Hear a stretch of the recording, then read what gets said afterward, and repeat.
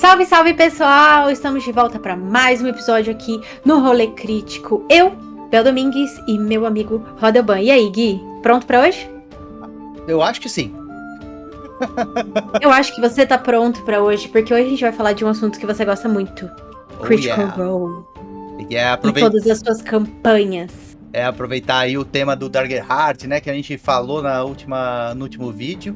E que a gente até ficou pensando aqui, qual será que será o sistema para quarta temporada? Não sei. Enfim, trazer um pouquinho aí do histórico, né, das campanhas que foram muito legais. Inclusive, 2 das campanhas estão se tornando animações, né? A gente já temos Vox Machina e Might Nine. A promessa é que o ano que vem ela venha para a Amazon Prime. Já tá com o contrato assinado, já tá tudo certo. Dizem as boas línguas que tá rodando e agora é só finalizar e sair. Então hoje a gente vai falar sobre Critical Role, as suas campanhas, onde eles acertaram, onde eles erraram e quais as nossas projeções para o próximo. O que a gente acha que, a partir dessa linha do tempo de campanhas, vai vir na próxima campanha. E vocês podem deixar nos comentários também o que vocês acham, quais campanhas vocês gostam, quais vocês não gostam muito, gostam das animações, o que vocês acham que vem para a próxima campanha. Vamos conversar aqui. Inclusive, a gente tá trazendo pautas que o pessoal tá pedindo, né? Então, o pessoal pediu para falar de Critical Role. Estaremos falando mais. Inclusive, também pediram mais sobre sistemas BR. Já está na nossa pauta pra gente trazer também, muito em breve, novidades. Novidades em dades. Mas hoje, vamos começar com Vox Machina, vai? Porque é o clássico do RPG. Só que começou no meio. Começou no meio, sim. Vox Machina é não foi uma animação em si no começo. Antes era a mesa de RPG do Critical Role. E começou no meio porque antes deles entrarem no Geek Sundry, que era uma plataforma que nós tínhamos no YouTube, que eles faziam e uniam vários conteúdos geeks, né? Eles tiveram a mesa em casa.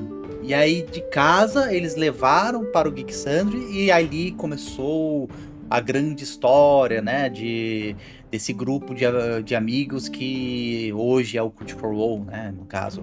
E eu realmente... E é muito louco, porque era muito ruim. Tipo, sim. Eles arrumando áudio no meio do negócio, a câmera cai, e a internet não sei o quê.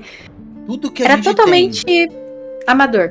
Tudo que a gente tem num amadorismo, a gente teve ali no começo. E é muito interessante como você vê o crescimento deles de lá pra agora, com o próprio estúdio e tudo mais.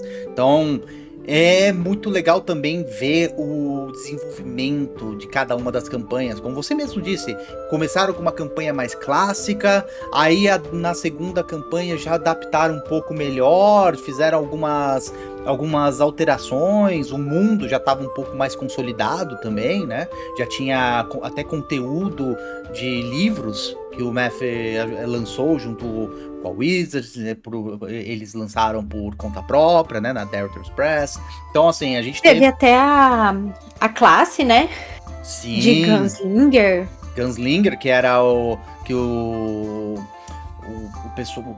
Quem que era que tinha que usar? Percy. O Percy, era o famoso Percy do... Ai, meu Deus, me fugiu o nome dele. Mas, enfim, ele trouxe esse Gunslinger e depois, na segunda campanha, tivemos o Blood Hunter, né? Que era uma outra classe, uma das primeiras classes a ficar disponível no D&D Beyond. Porque, antigamente, o Gunslinger, ele era a base dele era o guerreiro. Então, dentro do guerreiro, você tinha a subclasse de Gunslinger, no caso. E cara, eu gosto muito da primeira campanha porque ela tem essa coisa de muitos testes, né? Tipo, eles estavam fazendo as coisas e vendo como que ia ser. Mas também eu gosto da campanha clássica de RPG. O que eu posso fazer? Eu gosto de D&D, cara. Eu gosto do clássico. Eu não ligo se o bardo é sensual e se o bárbaro é burro, sabe? Se é estereótipo, é por um motivo. Geralmente o motivo é que funciona. E eu acho que a primeira campanha, já vamos abrir então. Já a primeira campanha, eles tinham realmente o bardo sexual, o bárbaro burro. Nós tínhamos dois personagens que eram muito interessantes. O próprio Percy, que ele tinha uma pegada que o Taliesin, Taliesin, ele sempre traz algo a mais no personagem dele. E no caso do Percy, ele era meio quase que um Thomas Edison com quase com um Tesla, poderia dizer, porque ele é um inventor, ele trouxe uma forma, porque na cidade natal dele, como no mundo lá, eles têm lá os cristais, que são cristais arcanos lá, que agora me fugiu qual que é o nome desses cristais, e existe a pólvora, ele criou a pistola, sim, né, então tudo isso faz com que o mundo que o Matt criou tenha um pouco mais de vida. Eles ajudaram a construir. E obviamente você tinha lá o Ranger, né, os irmãos, né, o Vex and Vex, que é... Sim. Então, o Ladino, que era o Ladino mais sorrateiro. Elfo Ladino. Elfo Ladino, que é Dark... Ai, triste. Triste, Então, na verdade, eles tinham alguns estereótipos ali que eram muito... E, na verdade, ele nem era um elfo, ele era um meio-elfo. Meio-elfo, assim, ele era meio-elfo. Que é mais roubado. E aí, você tem um grupo que é bem fantasia ali. E, obviamente, na segunda campanha foi um pouco diferente, eles mudaram, a gente já tinha uma coisa mais... caótica, era um grupo mais caótico do que esse daí. Esse daí, o Vox Machina era mais os heróis, né? Aqueles Sim, bem heróico. Bem heróico, com a clériga, enfim. E já o segundo não. O segundo já era um pouquinho mais de sementinha do caos nos personagens. Mas é uma campanha muito legal, uma campanha muito divertida de assistir. Eu confesso que quando eu comecei a assistir, eles já estavam terminando a primeira campanha, porque eu comecei a assistir pouquinho antes da pandemia, pouquinho antes de vir a pandemia. E engraçado, eu conheci por causa... Sabe True Blood?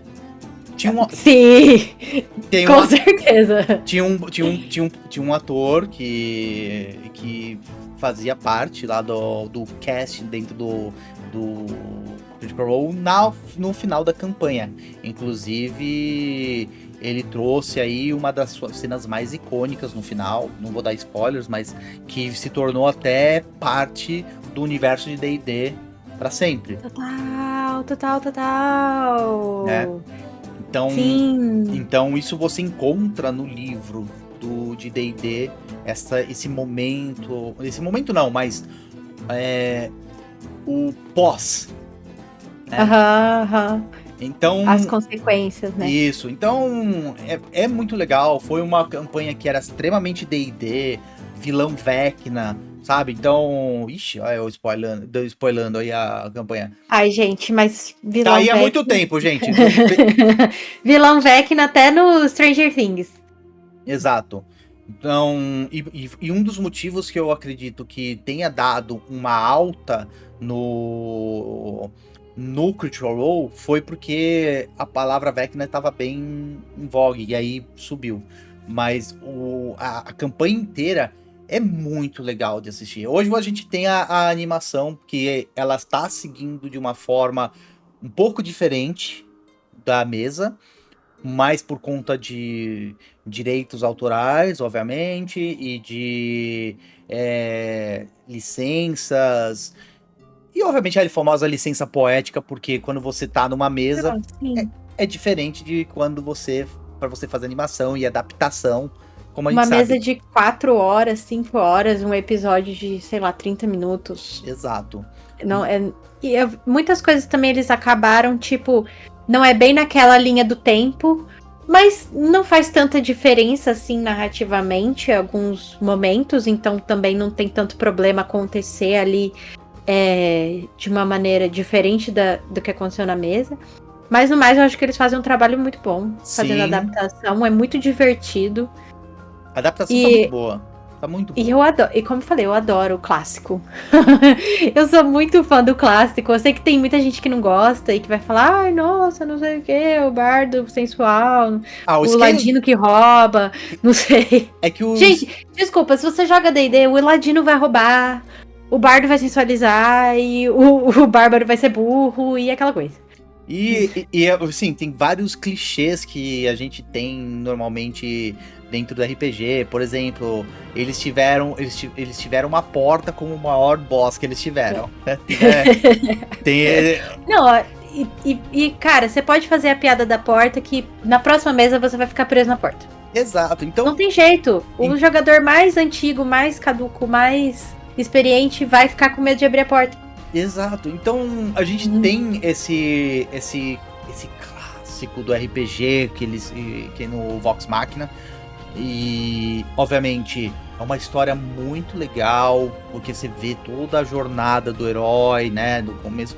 Obviamente, o Vox Machina, a animação, ela já começa depois também, porque eles pulam muita coisa que era do home game e que foi lá no começo, tentando já dar uma acelerada, já trazem na segunda temporada o conclave o conclave cromático, né? O Chromatic Conclave. Então esses pequenas histórias que você tem na jornada lá do grupo são muito, muito, muito legais e muito divertidas se você assistir. Porque o Scanlan, por mais que ele seja o bardo sexual, ele é o alívio cômico. O Sam, ele sempre foi um alívio cômico ali no grupo.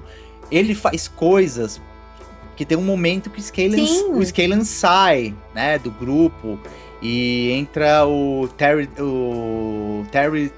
Terryson Derriton, alguma coisa assim, que é o segundo personagem dele. E o momento que isso acontece é toda uma dramatização, porque você tinha o Scanlan como o engraçado, o que fazia piada, o que fazia as coisas extremamente sexuais, e aí de repente ele tem uma filha que ele deixou no mundo. Então, assim, é outra coisa, é o Math jogando um mundo assim, ó, você tem esse background? Toma aqui o pote. E aí a pessoa fica... você acha que vai fazer... Aconteceu na nossa mesa. Você acha que você vai ficar aí sendo galanteador o quanto você quiser? Calma. Exatamente. Então, assim, teve também um mérito do Math de trazer a construção que ele faz em todas as campanhas. Então essa primeira campanha é muito legal, muito clássica, mas muito divertida. E a gente ali tem os heróis que vão salvar o mundo, né? É bem isso. Já na segunda campanha do Mike Nine, né? E aí, só lembrando os personagens. No Vox Machina nós temos o Grog, né? Que é o bárbaro.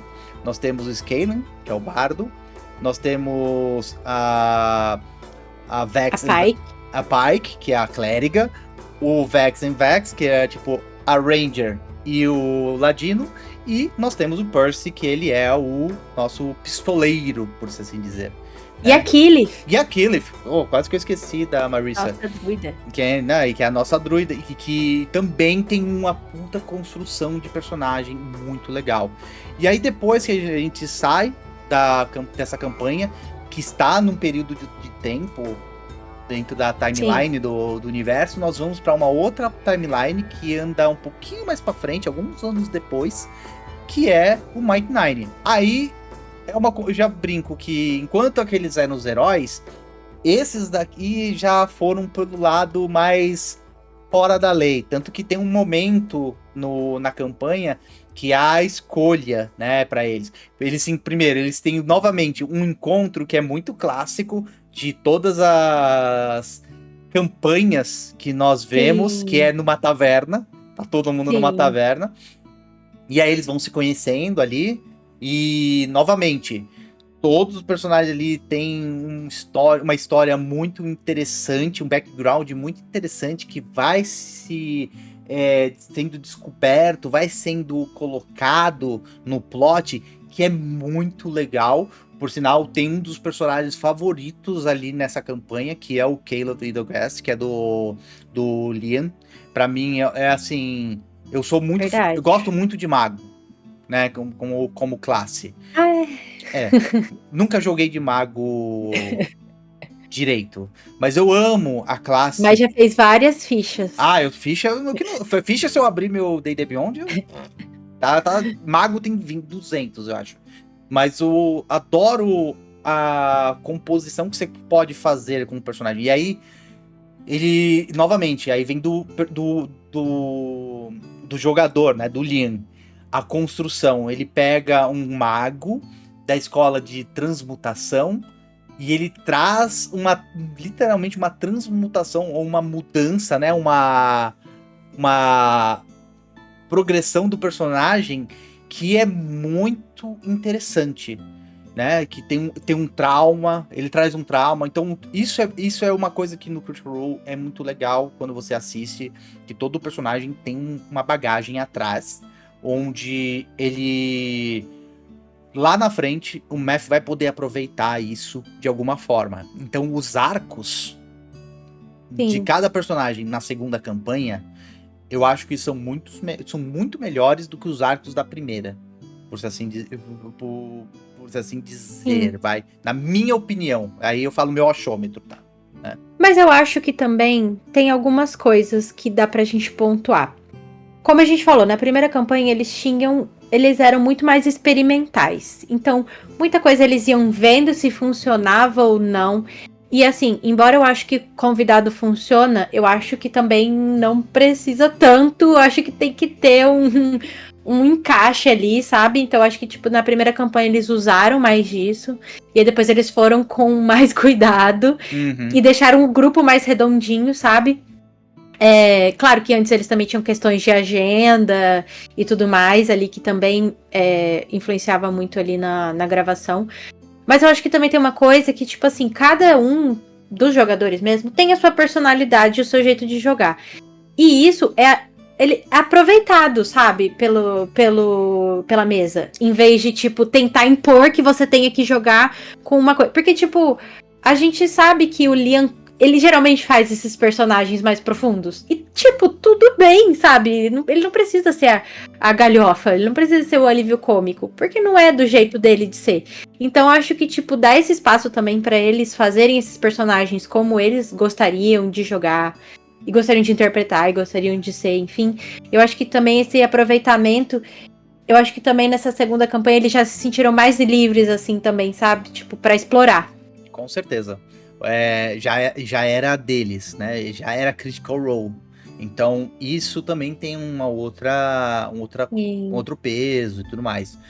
E é muito interessante a segunda campanha, porque a primeira, como eu falei, era muitos heróis. E ali, na primeira campanha, tiveram várias mortes. E depois ressurreições. Porém, na segunda campanha, foi a primeira vez que nós tivemos uma morte de um dos personagens que foi definitiva. Morte. Morte. Com a volta dele com um outro personagem completamente diferente. Enquanto um era extremamente caótico, o outro era extremamente ordeiro, sabe? Então, isso que eu acho que o RPG é mágico nesse momento. Porque você vê um Critical Role acontecendo isso, e são os dados que contaram a história. Aconteceu. Fim. Eu gosto disso. Sim, tipo, aconteceu. Cara, morreu, sabe? Não vamos fazer. Desce o Deus do céu, e aí. Deus Ex Machina não existe. Então, é muito. Quer dizer, existe, né? Existe muito. Existe. Mas nem sempre devia existir. Exato. Então é muito legal você ver isso acontecer numa mesa grande, com muita gente assistindo, onde você vê que não tem plot armor. né? Ah, não, eles são jogadores, eles não passam, eles não têm perigo de morrer. Não. Teve personagem que foi de arrasta pra cima, né? Foi de Sekai, como eu gosto de falar. Então, e você depois vem o jogador com outro personagem, com um personagem muito diferente do primeiro, com uma outra visão, com uma outra perspectiva.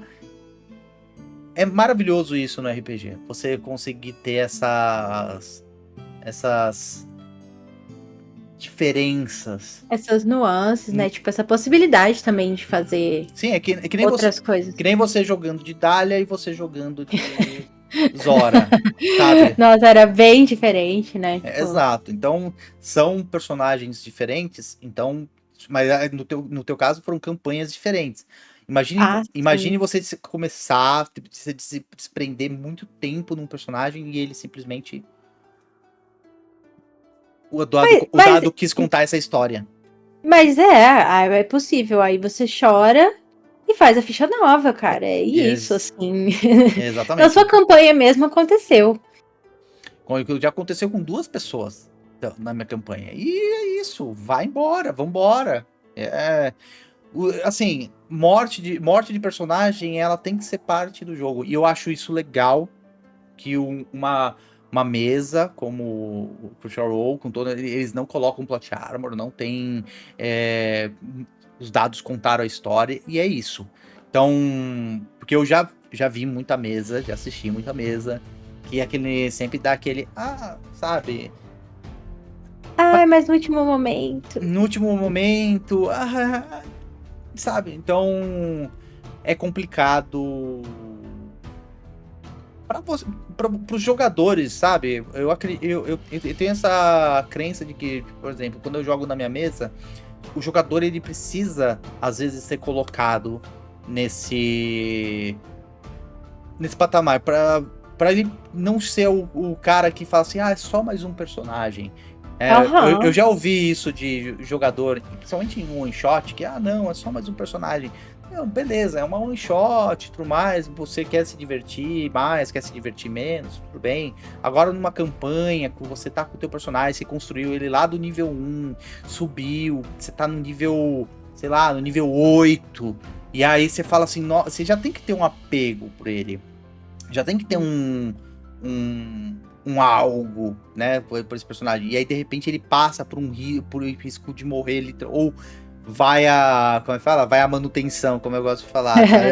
Então, isso foi muito legal de ver essa diferença na segunda campanha, e de ter essa possibilidade de ver um deles trazer um outro personagem no lugar totalmente diferente, que acabou sendo muito importante na história.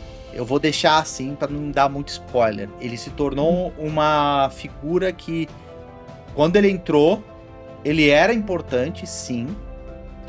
E no final, se não fosse esse personagem ali, talvez não. Com certeza tivesse sido completamente diferente a história.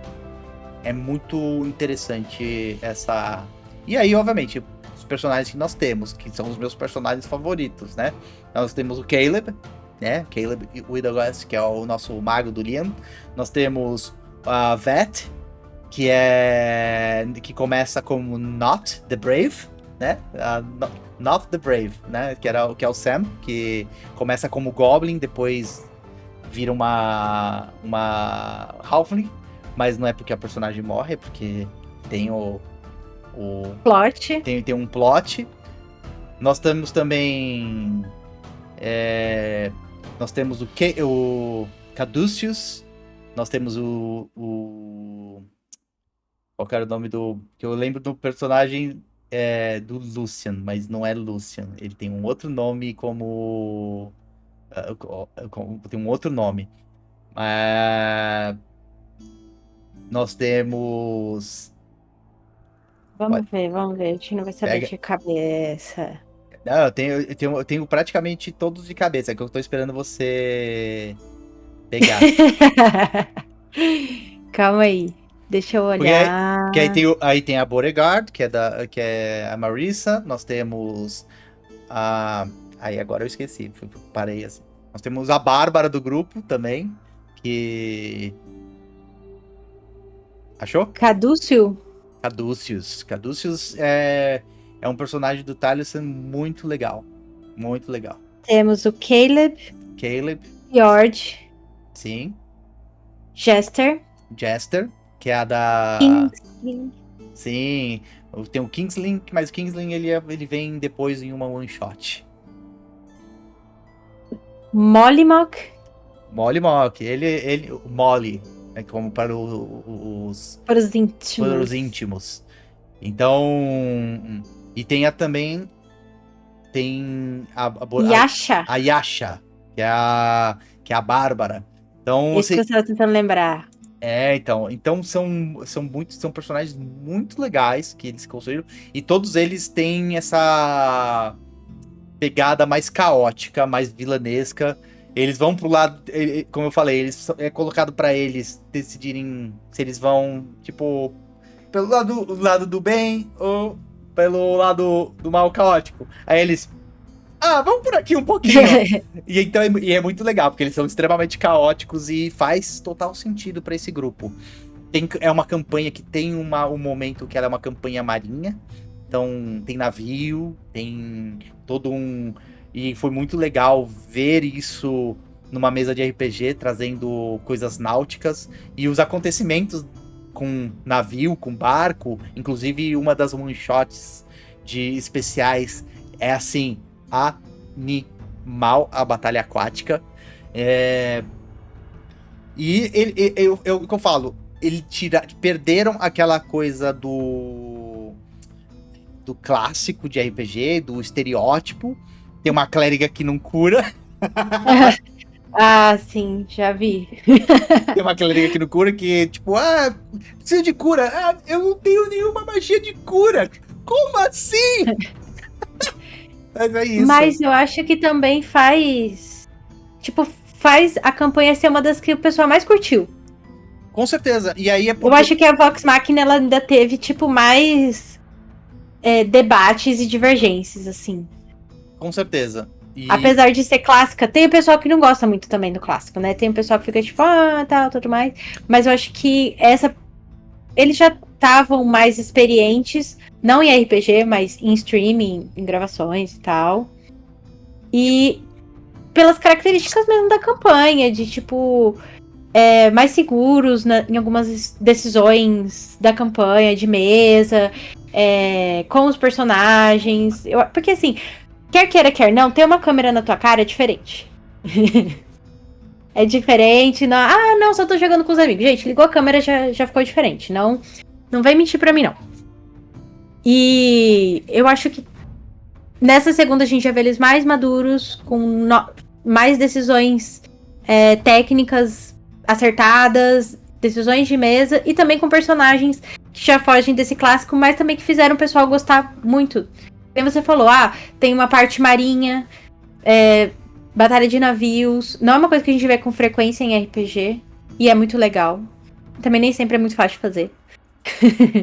Então, eu tenho a impressão que essa é a campanha que o pessoal tem um consenso maior, assim, de gostar.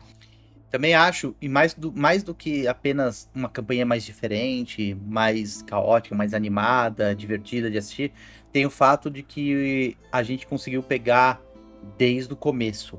E mais do que isso, foi bem na época de pandemia. Então, foi o auge do Critical Role, né? Então, esse auge teve um resultado de tornar essa campanha uma campanha muito mais assistida. E mais do que assistida, ela ser mais comentada na comunidade. Total. O que tornou ela extremamente bem falada, né? E aí a gente parte para uma terceira campanha que já não agradou muito o pessoal.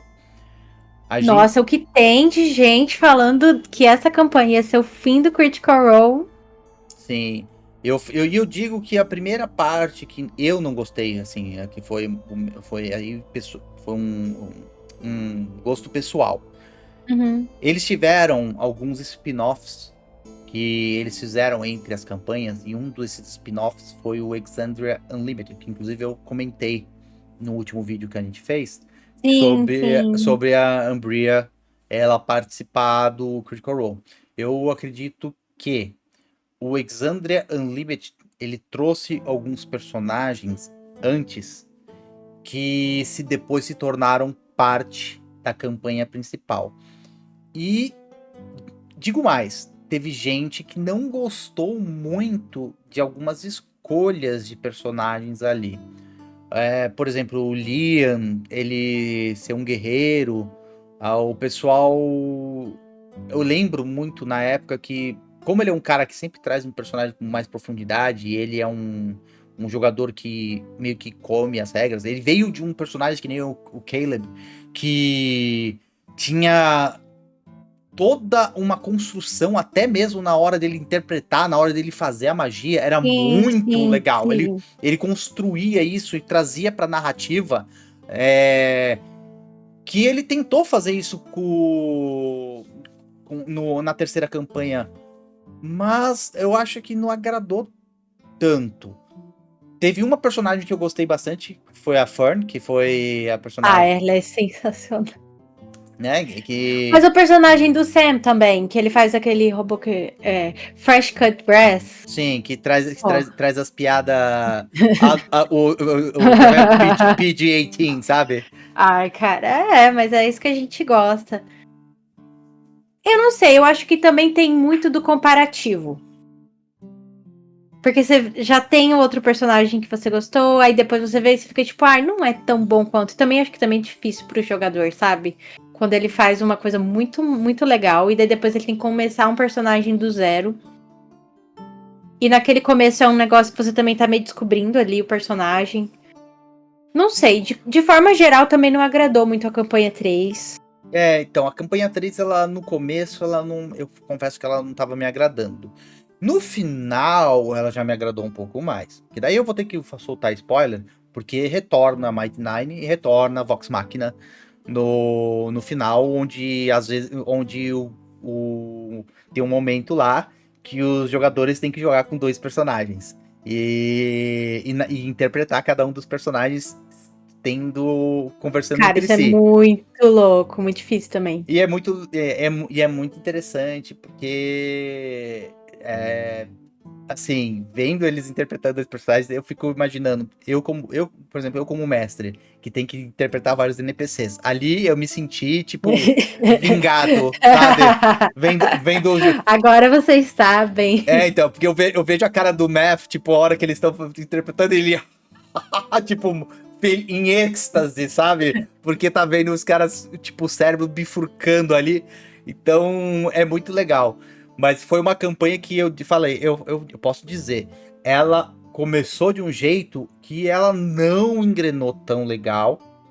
E eu não sei se foi por conta de os personagens que foram apresentados terem virem de um spin-off. E isso fez com que todo mundo falasse, poxa, mas eu tava esperando ele jogar com outro personagem, sabe? Eu já vi ele jogar com esse no spin-off. Enfim, mas foi uma decisão que eles tiveram do trazer o Exandria Unlimited. E logo em seguida a campanha 3, né, do Bell's Hells, né, que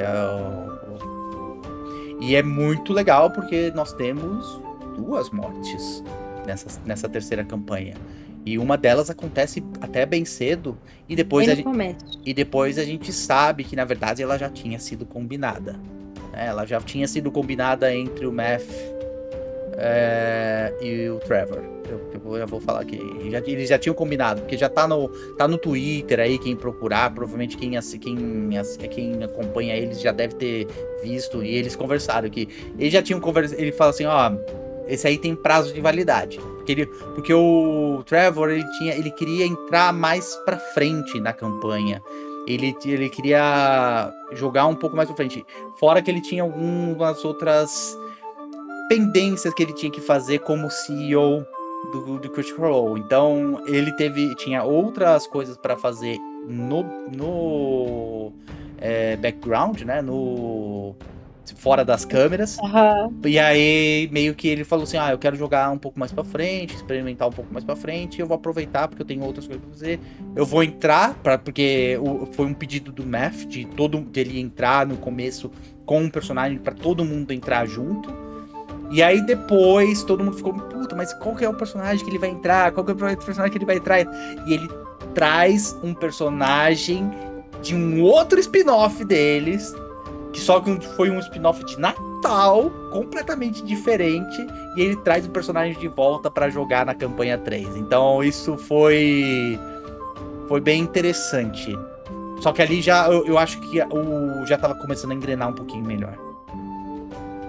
Foi uma jogada também de um hype ali, né? Lógico que foi. Lógico. Então, também, assim, eu acho que o pessoal continuou assistindo, mesmo que não tava engranando tão bem. Mas é que eu acho que também, ao mesmo tempo, quem joga RPG sabe que às vezes também demora um pouco pro grupo encontrar ali a base da galera, sabe? De, tipo, todo mundo se encontrar como grupo, saber qual que é a vibe, fazer as coisas ali. Eu vejo que no começo eles ficam muito ainda, tipo, se conhecendo, fazendo muito RP, aquela coisa de tipo, vai, não vai e tal. E aí, às vezes, fica meio lento mesmo o episódio. É normal. Sim, Então, assim. ali tem um outro. Ganhei um outro personagem favorito ali, que foi a Laudna, né? Cara, é muito boa essa personagem, A Marisha. Ela é muito boa, né? Mas ela é muito boa. Mas essa personagem, e ela trazer uma conexão com a outra campanha e trazer, porque ela começou como bruxo, né? E um pacto com que tem relação com uma NPC de uma outra campanha, cara, ó. E mais do que isso, ela trazer uma conexão com o Vox Machina.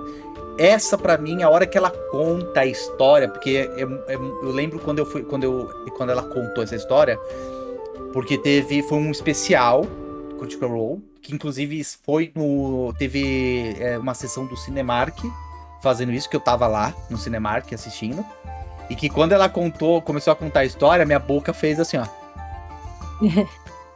E foi muito, muito legal, porque só tava ela e o Oren, que era o personagem do Liam, né? E eles estavam numa super conexão ali, conversando. Tipo, e eles trouxeram lá uma brincadeira que é. What the fuck about that? Alguma coisa assim, tipo. Ah, eu sei, aquele negócio de aquela brincadeira, né? Que eles têm. Isso, exato. É tipo, what the fuck. What's up with that? What the fuck with that? What the fuck with that? Tipo, o que tem pouco com essa porra aí? Tem alguma coisa assim parecendo. Então, eles colocaram essa brincadeira pra trazer histórias de background de uma maneira um pouco mais rápida, mais acelerada, né? Sim, pra fazer a união do grupo. Que a hora que isso acontece com só os dois, cara. E nós temos uma morte. Essa primeira morte do Trevor, do personagem dele. Sim. E depois, mais pra frente, nós temos a morte de um outro personagem de uma maneira gloriosa. Porque eles já estavam com o Daggerheart. E o Daggerheart, ele tem um sistema de morte muito interessante. Que são três coisas que você pode fazer.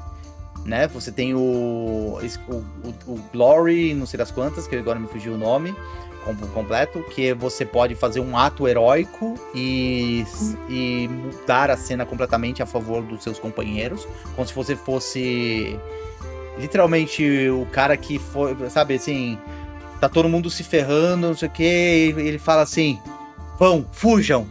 E tipo Gandalf, run you fools, sabe? Sim. Então você tem você tem essa morte gloriosa. A outra forma que você tem é de você fazer um teste para ver se você consegue voltar. E aí é a sorte que vai dizer. E aí você tem uma outra que assim, você consegue voltar com algumas penas, né? Você vai tendo alguns nerfs no teu personagem. Sim. E ele trouxe isso pra eles trouxeram isso pra uma das lutas, uma desses sistemas que foi uma morte gloriosa, foi... Sim. E ali, sim, eu vi que o grupo inteiro teve um chacoalhão, porque tinha uma história por trás acontecendo. E aí eu vou falar, porque foi o personagem do Sam. E o Sam, ele estava passando um momento muito difícil, onde ele estava num tratamento de câncer. E isso... Ele ia ter que ficar afastado. E eles estavam tentando encontrar uma maneira de fazer com que o personagem se aposentasse, no sentido de, tipo, ele fosse fazer uma aventura paralela. E aí, e só que o Sam, ele aproveitou esse momento pra, como o Sam sempre faz em todas as campanhas, que é, tipo, quebrar todo mundo da mesa, fazendo uma coisa totalmente bizarra, ou totalmente gloriosa, ou totalmente fora do padrão dele, e trazendo emoção pra todo mundo. Então foi muito, muito, muito bonito esse momento. Ó, eu tava pensando aqui da gente fazer um negócio meio choque de cultura. Tipo assim, erros e acertos rapidão das campanhas de Critical Role, sabe? Então, tipo, o que você acha que foi erro e acerto na campanha 1, topo. na campanha 2, na campanha 3? Super topo. Vamos começar erros e acertos da campanha 1. Eu acredito que um grande acerto da campanha foi trazer esse grupo heróico como uma primeira... Porque, na verdade, ele estreia. Como uma estreia.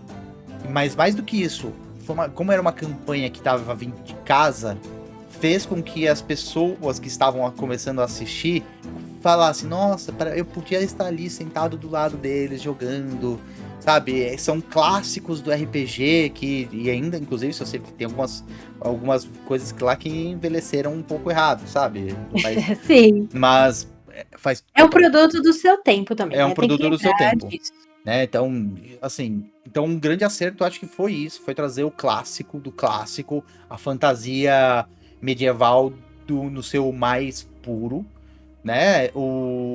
E a conexão com do grupo, e acho que um dos erros foi o grande número de convidados, porque começou a encher muito a mesa.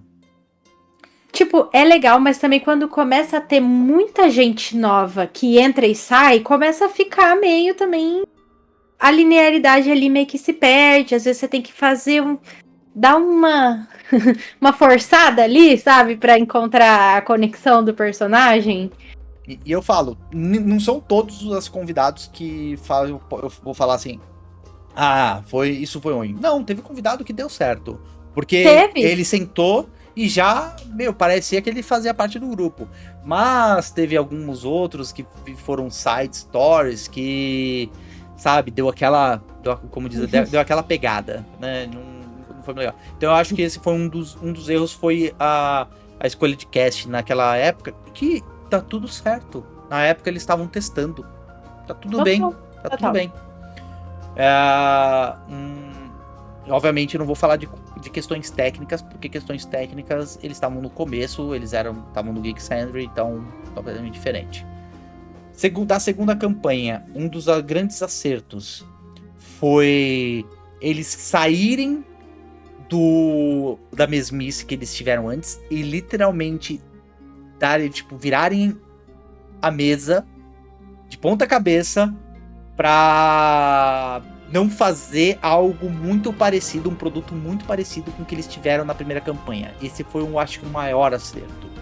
E eles trazerem personagens, já que era a primeira vez que eles iam ter no canal deles, personagens icônicos, com uma história muito mais profunda, para as pessoas conseguirem já se apegar logo de cara. Você se apega a partir... Assim, eu falo que o primeiro episódio é meio estranho, porque eles estão se conhecendo, mas no terceiro você já tá super apegado com eles. São personagens muito legais, divertidos. E aí, isso que é difícil também de fazer, né? Tipo, um personagem que tem uma conexão rápida sim, com o público. Ali no começo eles estavam até testando voz do personagem, né? Então tem tudo, tipo, mudanças dos personagens durante o percurso. Tudo bem. E tá tudo bem. Eu acho que um dos erros, eu não posso falar que é um erro, porque como a gente teve a pandemia, eles ficaram um tempo sem fazer episódios, né? Então eles começaram a fazer reruns. Mas se eu fosse dizer um erro da segunda campanha, agora que você falou, é difícil eu lembrar de um grande erro da segunda campanha. E eu acho que é por isso que ela é uma das grandes favoritas. Porque eles trouxeram muita coisa boa. Talvez a história, lá no começo, porque foi uma campanha que foi muito longa.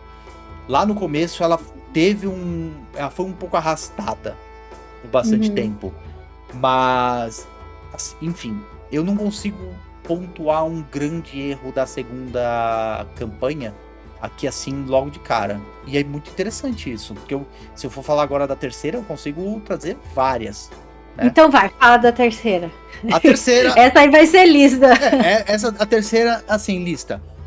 Personagens que já tinham sido usados em outra mesa, isso não foi muito interessante, não trouxe uma coisa muito nova, apesar que tentou colocar dentro da história e tudo mais, mas é aquele negócio, o Exandria Unlimited não tinha performado muito bem, e trazer personagens de uma mesa que não tinha performado muito bem, não foi tão legal, né? Então o pessoal ficou esperando mais.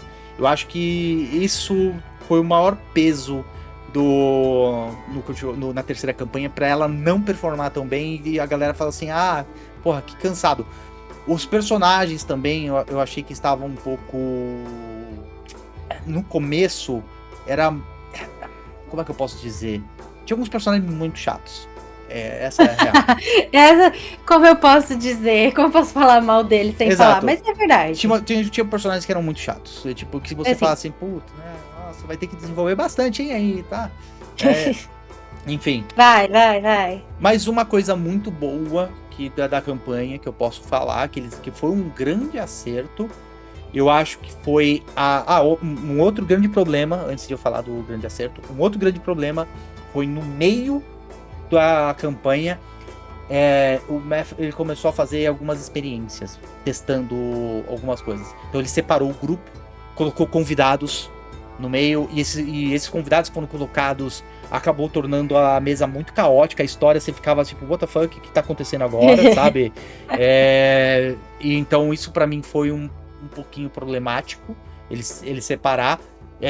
Ele fez uma outra coisa mais para o final da campanha, que foi colocar a Umbria para terminar um arco do Exandria Unlimited ali isso eu acho que foi um erro, que a galera, que foi no meio do episódio, então a galera falou, o que tá acontecendo agora? O que aconteceu? Então ali eu acho que foi um erro, que depois se tornou um acerto mais pra frente, onde ele traz um ator que fez um dos spin-offs, que esses spin-offs a gente vai falar nos últimos minutos de vídeo, que eu preciso falar. Com certeza. Que ele trouxe esse cara pra sentar na mesa como mestre e interpretar o personagem que ele interpretou, que era um dos deuses. Então isso foi um acerto. Um outro grande acerto da campanha foi trazer os personagens de volta das campanhas 1 e 2, de volta para fazer parte no final da terceira campanha, realmente para trazer viewership, para trazer o pessoal que tava começando a abandonar. Porque, assim, o Bells Hells, eu acredito que não foi um grupo que caiu nas graças do público e dos fãs. Então, é que tem isso também, né? Eu acho legal fazer coisas diferentes, mas às vezes você também tem que pensar que para quem tá assistindo, não é tão fácil de acompanhar quando tem muita oscilação. Então, se você faz uma coisa muito, muito maluca, nem sempre você consegue acompanhar a história, porque é diferente quando você só tá assistindo e quando você tá jogando. Então, às vezes, você tá Exato. jogando e parece muito normal.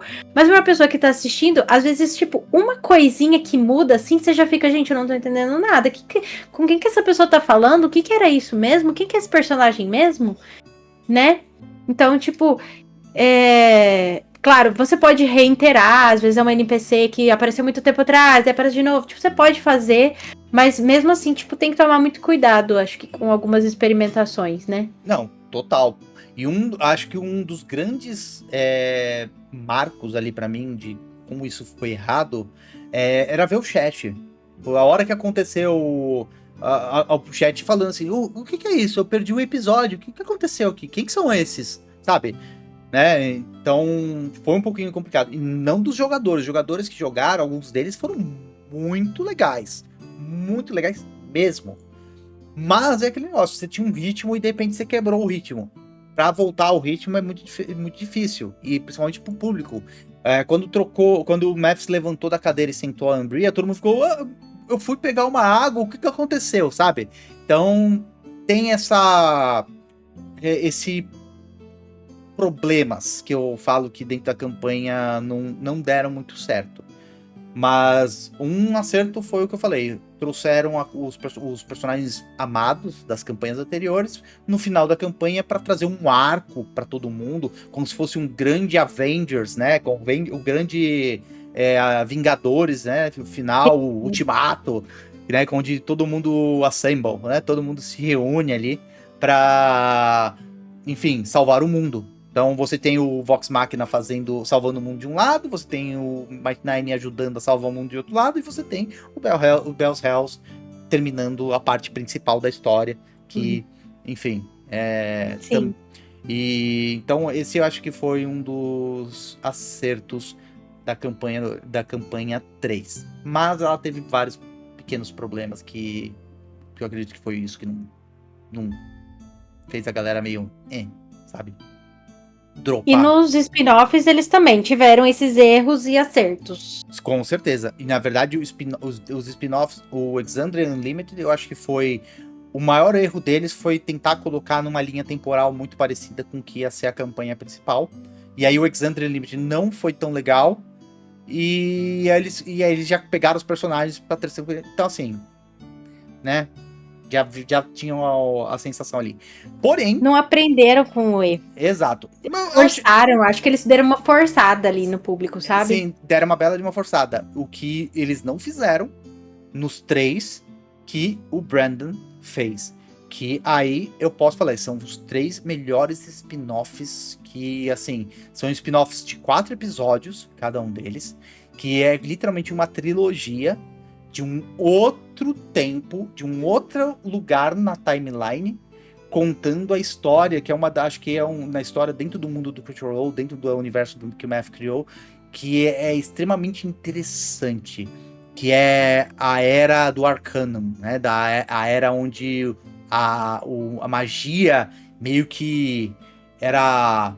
Isso é bem legal. Então, assim, isso foi muito legal, e eu gosto muito do Brandon, porque como ele tá acostumado no Dimension 20 a trazer episódios curtos, e que tem começo, meio e fim, e muito peso. Eu acho que isso tem a ver também, sabe? Porque, tipo, quando você vai jogar, você vai mestrar uma campanha que você já sabe que ela vai acabar ali naquele espaço, é diferente quando você traz a história, quando você traz o personagem, tipo, você tem que fazer... Agora, quando ele tá na mesma linha do tempo, fica uma coisa meio, tipo...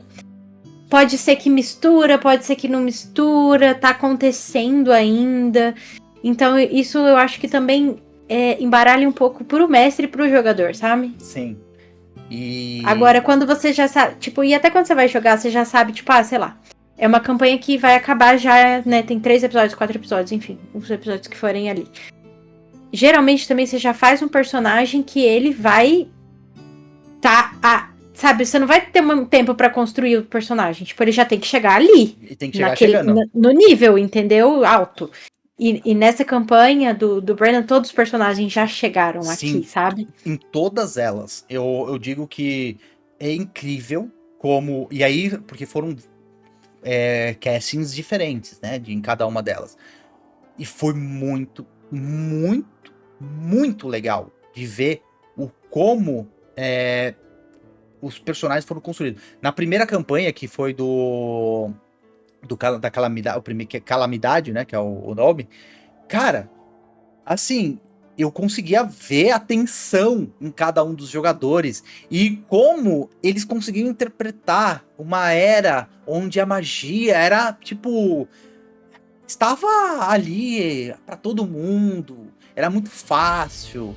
Então, é muito legal ver isso. E aí, novamente, aí a gente tem vários magos, nós temos um paladino, nós temos um bardo, que é bardo sorcerer, né? Feiticeiro. O outro. Sim. E aí nós temos um cara que traz um ladino. Né? Nós temos um paladino e nós temos um ladino. E aí isso é muito legal. Porque ali, essa era, que é a do Calamidade, fala sobre a era que os deuses eles não seguiam os deuses. Porque os humanos eram poderosos, né? O auge dos humanos, né? Das criaturas e da arcana. Então os deuses X, né? E você vê um paladino que não segue nenhum deus, né? Ele tem um voto que é um voto da redenção, mas não tem nada divino. O poder vem dele.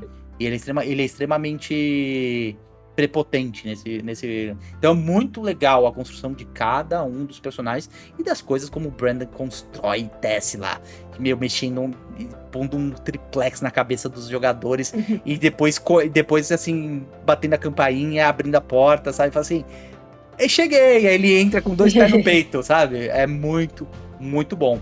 A segunda campanha, que foi de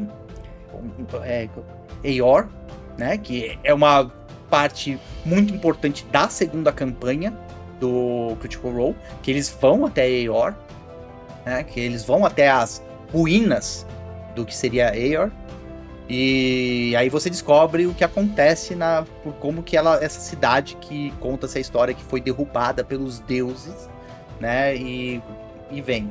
E o último, que é a Divergência, que é tipo depois da calamidade, né, os anos de destruição e os deuses em guerra ali, e aí como que as coisas vão mudando e a esperança vai voltando pro mundo. Então foi muito legal.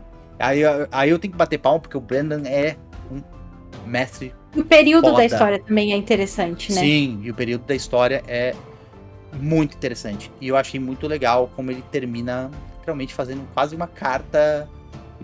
É uma carta de amor que o Math, ele jogou essa última. E ele joga com um personagem que... Todo mundo joga com personagens que são NPCs, que não tem nível nenhum. E aí eles vão ganhando nível. Ganha primeiro nível e assim por diante. E o personagem do Math é o único que não ganha nível.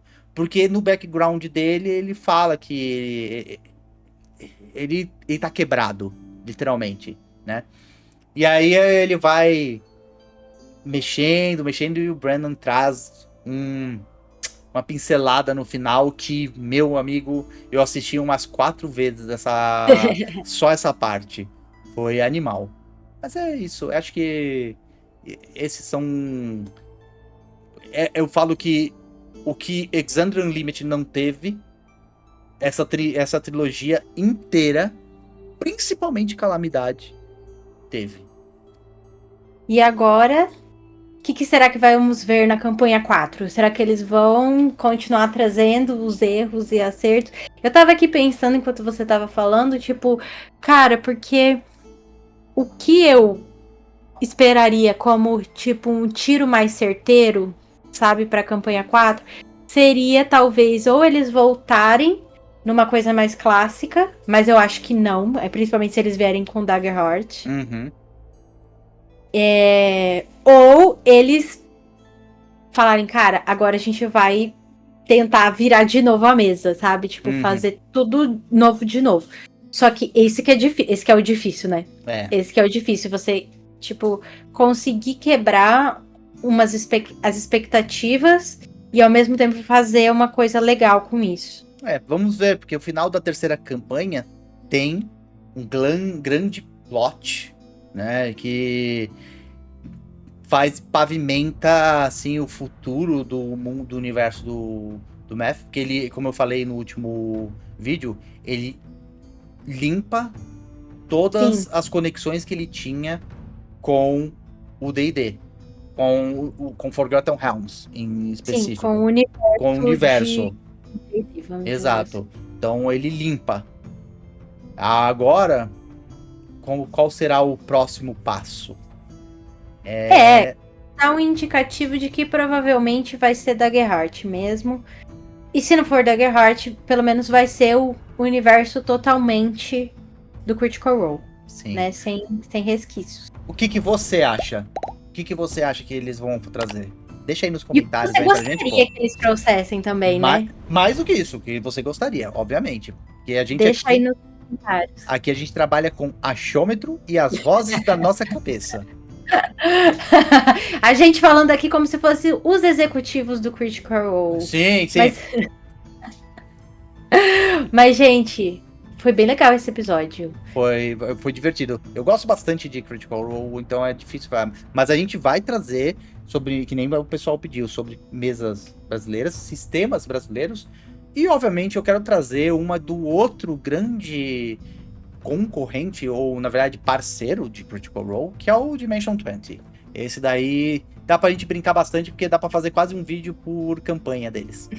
Tem bastante coisa pra falar, eles fazem coisas muito malucas. Mas também, se tiver outras coisas que vocês gostariam que a gente falasse, deixa nos comentários, porque a gente pode trazer novas pautas, novos vídeos que o pessoal também tá pedindo e que já estão listadas. Exatamente. Certo? Então, exato. Então, não deixem de seguir a gente, ativar o sininho, e a gente vê vocês aqui, acho que no próximo vídeo. Com certeza, pessoal. Muito obrigada por vocês ficarem até agora. Muito e até obrigado. a próxima. Valeu, Gui Rodeban. Valeu, Bel. Até mais.